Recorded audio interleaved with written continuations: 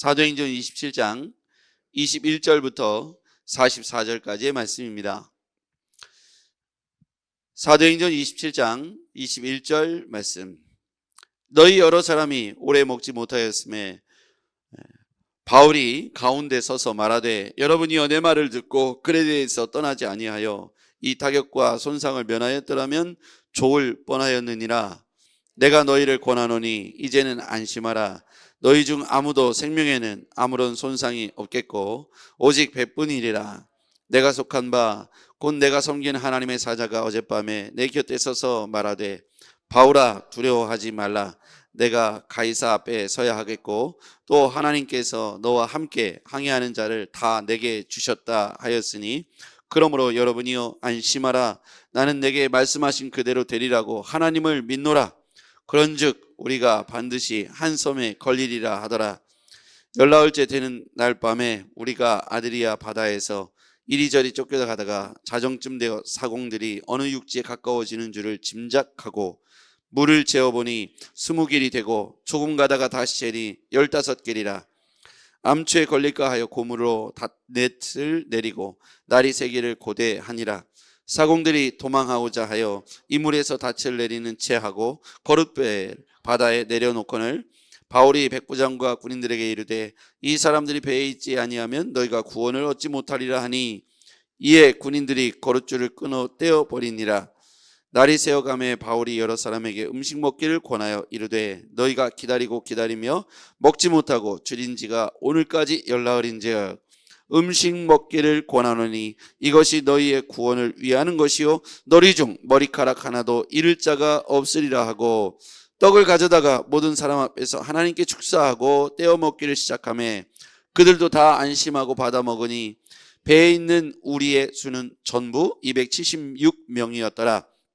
배부르게 먹고 밀을 바다에 버려 그 배를 가볍게 하였더니 날이 새며 어느 땅인지 알지 못하나 경사진 해안으로 된 항만이 눈에 띄거늘 배를 거기에 들여다 댈 수 있는가 의논한 후 닻을 끊어 바다에 버리는 동시에 키를 풀어 늦추고 돛을 달고 바람에 맞추어 해안을 향하여 들어가다가 두 물이 합하여 흐르는 곳을 만나 배를 걸매 이물은 부딪혀 움직일 수 없이 붙고 고물은 큰 물결에 깨어져 가니 군인들인 죄수가 헤엄쳐서 도망할까 하여 그들을 죽이는 것이 좋다 하였으나 백부장이 바울을 구원하라 하여 그들의 뜻을 막고 헤엄칠 줄 아는 사람들을 명하여 물에 뛰어내려 먼저 육지에 나가게 하고 그 남은 사람들은 널조각 혹은 배 물건에 의지하여 나가게 하니 마침내 사람들이 다 상륙하여 구조되니라.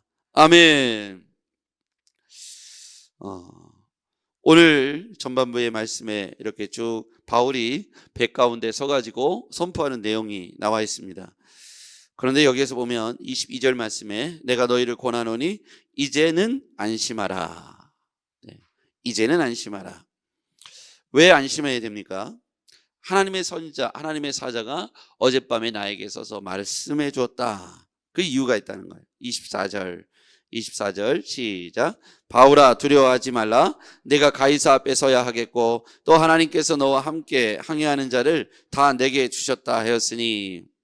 여기까지 말씀해 보면요, 하나님의 사람 바울이죠. 근데 하나님의 사람이라고 인정하지 않으니까 사람들이 바울이 했던 말을 믿지 않고 사공들과 선장의 말을 훨씬 더 신뢰하죠. 그런데 바울은 기도하는 사람입니다. 대부분 많은 사람들은 사공과 선장의 말이 훨씬 더 경험치와 전문성을 인정해서 바울의 말보다는 항해에 있어서는 이렇게 사공과 또 선장의 말을 훨씬 더 신뢰하죠. 그런데 지금 보니까 유라굴로 광풍 앞에서 선장과 사공들도 아무런 대책이 없는 겁니다. 기도하는 사람 바울에게 하나님의 천사가 나타나서 주의 사자를 통해서 어젯밤에 이렇게 안심하라. 내가 너를 이렇게 지켜줄 것이다. 그 이유가 있는데 바울아 두려워하지 말라. 가이사 앞에 서야 할 일이 남아있다는 것이죠. 그리고 너와 함께 항해하는 자를 너의 손에 다 붙여주었다. 여기서 핵심은 해야 할 일이 남아있다는 거예요. 그러니까 다른 사람들도 포함해서 그 배에 있는 사람들 하나도 머리털 하나 상하지 않을 것이니 안심하라 하고 밤새 바울에게 주의 사자가 나타나서 알려주셨다. 그래서 바울이 아침이 되자마자 사람들을 다 불러 모아놓고 이 1장 크게 어제 있었던 일을 설명하고 있습니다. 선언하고 있는 것이죠.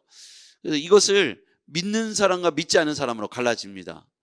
이렇게 바울이 기도하는 사람 바울이 주의 사자의 말씀을 전해 주었음에도 불구하고 그거를 그대로 믿는 사람과 믿지 않는 사람으로 갈라지죠.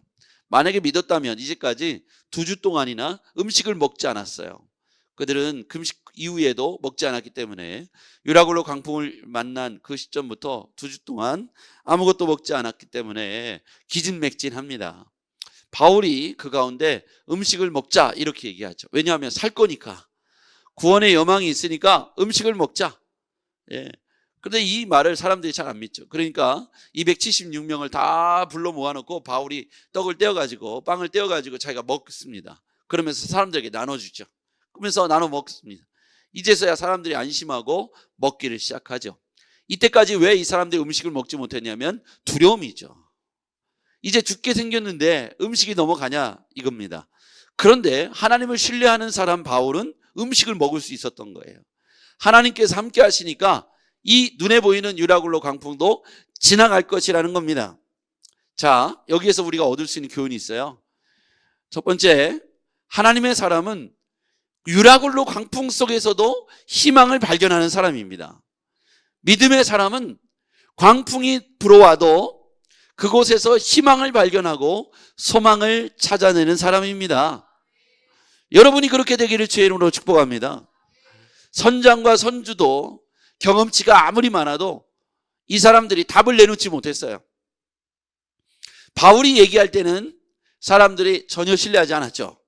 지금 떠나면 위험하니, 지금 항해는 위험하니 가면 안 됩니다. 이렇게 바울이 이야기했을 때 사람들이 무시했다 이겁니다. 그런데 선장과 선주의 말을 듣고 항해가 시작되죠. 인생의 큰 과정에서 보면 유라굴로 광풍이 심심치 않게 아무 때나 불어올 수 있는 거죠.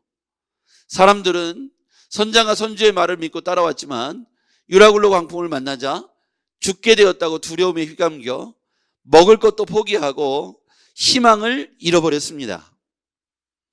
이때 기도하는 사람, 하나님의 사람 바울이 나서죠. 그러면서 그 가운데서도 희망을 선포합니다. 안심하라. 안심하라. 안심하라는 근거를 이야기하죠. 어디서 갖고 오냐면 내 확신을 갖고 얘기하는 게 아니고 하나님께서 이렇게 하셨다. 믿음의 사람은 자기 확신으로 나가고 살아가는 게 아니에요. 하나님께로부터 희망을 찾아내고 소망을 찾는 줄 믿습니다. 우리가 힘들고 어려울 때 그런 생각이 들 수 있어요. 이제 찬이가 병원에 입원했을 때 꽤 오래전 일이죠. 그 당시에 옆에 있는 그 백혈병을 치료하는 아이들이 굉장히 많았는데 항암병동이에요. 그때 서로들 위로하는 소리를 제가 이렇게 옆에서 들었어요. 괜찮아, 잘 될 거야. 괜찮아, 잘 될 거야. 이 아이는 꼭 나아서 갈 거야. 이렇게 말합니다. 제가 그 말을 들으면서 이렇게 속으로 생각이 들었어요. 저렇게 말하는 것은 참 공허하다. 왜냐하면 자기도 그 처지인 거예요. 그러니까 서로 상대방에게 해줄 수 있는 건 자기 입장에서의 소망을 상대방에게 말하는 것뿐이에요. 너 괜찮아 라고 말하지만 그게 사실은 자기와 자기 자녀에게 말하는 말이죠. 그러니까 그 이상도 그 이하도 아닌 비슷한 말인 거예요. 그 근거가 어디에서부터 출발하냐 했을 때 자기 소망에서부터 출발하는 거예요. 나았으면 좋겠어 이런 말을 상대방에게 하는 거예요. 그러면 그걸 낳아줄 수 있는 건 나한테 희망이 없고 나한테 능력이 없고 그냥 바라고 소망하는 바일 뿐입니다. 잘 될 거야. 잘 되기를 바래. 이 이야기 이상도 이하도 아닌 거죠. 그런데 우리는 신자이지 않습니까? 그리스도인, 하나님의 자녀. 우리가 세상으로부터 부름받은 주의 부르심을 받은 하나님의 자녀들 아닙니까? 각각 구석구석 삶의 현장에 살아갈 때 30대에 주님께서 우리를 부르시기도 하고 10대에 부르시기도 하고 50대에 각각 부르셨어요. 부르신 이의 뜻을 따라서 우리가 이 땅을 살아갑니다. 아직 부름받지 못한 사람도 있고 10년 전에 부르심 받은 사람도 있죠. 지금 우리가 이 자리에 앉아 있다는 것은 우리가 자발적으로 이 자리에 아침마다 7시에 나온다는 건 부르심 받지 않고는 어려운 얘기입니다. 만약에 제가 여러분에게 올 때마다 매일 10,000원씩 나눠준다면 부르심 받지 않아도 나올 수 있는 사람이 있겠죠. 그런데 우리가 주의 은혜를 사모해서 매주 52주 굿모닝 세븐에 또 1년을 이렇게 나오고 있는 걸 보면 부르심에 대한 분명한 확신이 여러분과 저에게 있는 것이죠. 이 부르심을 가지고 살아가는 사람들 가운데 우리가 잘 될 거야, 좋은 일이 있을 거야, 잘 해결될 거야, 세상 사람들이 말하는 소원에, 자기 소원에 입각한 위로, 우리는 그 이상에 있는 거죠. 우리는 한 문장, 한 단어를 더 쓸 수 있어요. 안심해. 하나님이 우리를 부르셨으니까 하나님이 낫게 해주실 거야. 그러면서 그 이유를 뭐라고 얘기하냐면 가이사 앞에 가야 하겠고, 이 얘기는 뭡니까? 부르심의 목적과 이유가 있는 거예요. 그게 아직 최종적으로 이행되지 않았다는 겁니다. 하나님이 우리를 이 땅에 부르시고 부르심의 이유와 목적이 이루어지기까지는 광풍을 만날 수 있으나 그 광풍이 끝이 아닙니다. 여러분 이걸 믿으시기 바랍니다. 예, 온라인으로 함께 하시는 분들도 같이 한번 해볼게요. 자, 아멘이라고 크게 대답해 볼게요. 오른손을 들고요. 하나님이 부르시기 전에는 유라굴로 광풍을 만날 수 있으나 여러분이 그 유라굴로 광풍이 끝이 아님을 믿으시길 바랍니다. 아멘. 그러니까 오늘 유라굴로 광풍 앞에서 어떤 사람들은 잘 될 거야 하는데 주어가 없는 거예요. 잘 생각해 보세요. 잘 될 거야 하는데 누가 잘 되게 하실 겁니까? 이 주어가 없는 거예요. 왜냐하면 아직 이분들은 자신들의 인생의 주인이 누구인지를 발견하지 못했기 때문입니다. 그럼 이렇게 하겠죠. 내가 잘 되게 해줄 거야. 남편이 잘 되게 해줄 거야. 니네 아빠가 너를 낫게 해줄 거야. 니네 삼촌이 도와줄 거야. 네 친구가 도와줄 거야. 우리가 아직 주인을 발견하지 못한 사람들은 그렇게 얘기하는 거예요. 여러분, 우리의 인생의 주인이 누구이십니까? 우리를 부르신 이가 누구이십니까? 한번 크게 얘기해 볼까요? 예수 그리스도. 시작. 예수 그리스도. 우리를 부르신 이가 예수 그리스도이십니다. 우리는 그분으로 말미암아 구원받은 하나님의 자녀인 줄 믿습니다. 너는 나를 따르라. 내가 이제는 사람 낚는 어부가 되게 하리라. 여러분, 길가에서 갑자기 부름받은 사람들 속에는 세리도 있었고, 삭개오 아시죠? 삭개오가 사람들로부터 질타를 받고 미움을 받았다는 건 다 아시잖아요. 근데 마태복음의 저자 마태가 바로 세리였다는 사실이에요. 그러니까 세리 마태는 제자가 될 만한 인물이 아닙니다. 지탄받는 사람이에요. 근데 그 사람을 예수님께서 부르셨어요. 부를 만해서 부른 게 아닙니다. 불러주신 겁니다. 우리가 지탄받는 사람도 아니고 평범한 사람들인데 하나님께서 우리를 각자 부르셨어요. 부르심의 이유가 남아있고 목적이 남아있다면 유라굴로 광풍을 지나가게 하실 줄 믿습니다. 구원의 여망이 끊어져서 주어를 발견하지 못하고 인생의 주인을 발견하지 못해서 밥도 안 먹고 두려움에 휩싸여 살아가는 사람들이 이 땅에 너무 많다는 거예요. 그런데 바울은 인생의 주어를 깨닫고 나니까 안심하라. 내가 아직 가이사 앞에 서야 하겠고 너와 함께 있는 사람들을 다 너의 손에 붙여 주었으니 276명이 다 안전하게 될 것이다. 이 말이 다 똑같이 선포됐는데 사공들이 몰래 닻을 내리는 척하고 이 구명보트를 몰래 내리는 걸 바울이 봤어요. 이 가운데에도 어떤 이는 신뢰하고 음식을 먹고 그 약속의 말씀을 기다리고 있는 사람이 있는가 반면에 자기만 살겠다고 바울이 한 약속을 믿지 못하고 구명보트를 내리고 있는 사람들도 있었다는 거예요. 근데 하필이면 그 사람들이 사공들이었어요. 우리 세월호가 생각나잖아요. 여러분, 동일한 말씀을 듣고 어떤 사람들은 약속의 말씀을 듣고 음식을 먹으며 구원의 소망을 찾는 사람이 있는가 반면에 그 가운데 음식을 먹지 않는 사람도 있었을 수도 있고 몰래 살겠다고 약속의 말씀을 무시하고 구명보트를 내리는 사람도 있더라고요. 이 안에 그런 사람이 있을 수 있죠. 여러분, 우리는 어떤 존재입니까? 바울과 같이 오늘 성령님이 말씀하시는 확실한 약속의 말씀을 세상 가운데 선포하며 하나님의 자녀로서 내게 남아있는 사명으로 말미암아 유라굴로 광풍도 지나가게 하시고 견뎌내게 하시고 승리케 하실 것을 믿으시길 바랍니다. 우리만 견뎌내는 것이 아니라 내게 속한 가족들도 친구들도 같이 견뎌내고 승리해야 될 줄 믿습니다.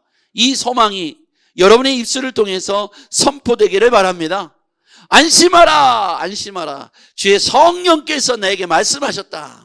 기도하는 사람에게, 바울에게 일러주셨듯 기도하는 여러분에게 오늘 성령께서 하실 말씀이 있다라고 믿습니다. 구원의 소망의 근거는 내가 아니고 내 소원이 아니고 우리 남편과 아내가 아니고 전능하신 하나님인 줄 믿습니다. 주어가 주인이 아직 발견되지 못하고 예수 그리스도를 주님으로 만나지 못하는 사람들의 위로는 너무 극히 제한적이에요. 그냥 안심해, 걱정하지 마, 잘 될 거야. 이 말이 굉장히 공허한 거예요. 누가 누구에게 어떻게 해준다는 약속이 없지 않습니까? 하나님께서 그렇게 도와주실 것이라는 믿음의 근거를 우리가 담대히 말할 수 있다면 그 안에 능력이 나타나고 생명이 나타나고 희망과 소망이 허망한 소원이 아니라 실제가 될 줄 믿습니다. 하나님의 사람들이 있는 곳에는요, 두려움이 아니라 안심이요 평안인 줄 믿습니다. 어떻게 됐습니까? 바울이 그 안에 있었어요. 그 안에 있었더니 44절 시작. 그 남은 사람들은 널조각 혹은 배 물건에 의지하여 나가게 하니 마침내 사람들이 다 상륙하여 구조되니라. 바울의 약속대로 구조됐어요. 안심하라. 왜? 내가 아직 가해사의 앞에 서야 되겠어. 그래서 하나님께서 이 배를 안전하게 해주실 거야. 276명들이여 다 빵을 드시오. 그리고 어떻게 됐습니까? 마침내 사람들이 다 상륙하여 구조되니라. 모든 절망 중에도 하나님의 사람 바울을 통해요 하나님은 약속의 말씀을 해주십니다. 지금 유라굴로 광풍을 지나가고 있다면 끝이 아닙니다. 견뎌내십시오. 하나님께서 반드시 승리 있게 하실 줄 믿습니다. 피할 길을 여신 하나님이 어딘가에 희망과 소망의 그 근거를 남겨주셨어요. 그 근거는 예수 그리스도입니다. 예수 그리스도를 만나면 안심하고 빵을 먹을 수 있고 밥을 먹을 수 있어요. 두려움을 이겨낼 줄 믿습니다.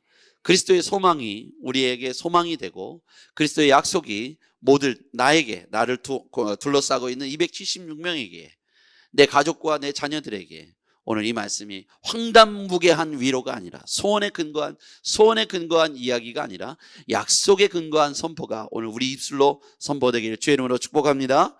기도하겠습니다.